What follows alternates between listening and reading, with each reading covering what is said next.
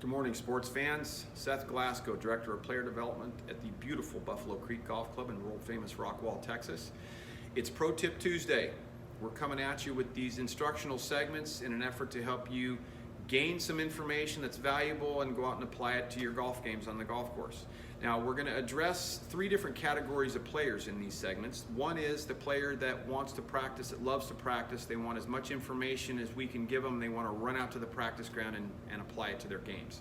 Second category would be the player that will make a change or implement an adjustment prior to the round while they're hitting their warm-up bucket of balls, and they go out on the golf course and test it, see if it works. The third category of player is who I'm addressing this morning, and that's the player that wants to get better but doesn't have the time or wherewithal to practice. You want to get better, but you don't have time to change anything.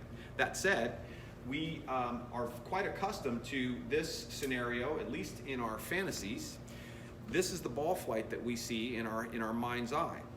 We go out to the first tee, we tee up our ball in the center of the tee block, we aim down the center of the fairway, and hit the ball down the center and end up right in the middle, ready to hit a short iron on the green and have a look at birdie.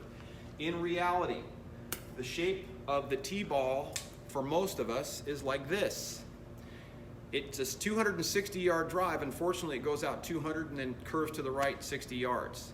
Now, most of you will fall into the trap of setting your ball in the center of the tee block, aiming down the center of the fairway, and your ball curves over and you end up in the lumberyard.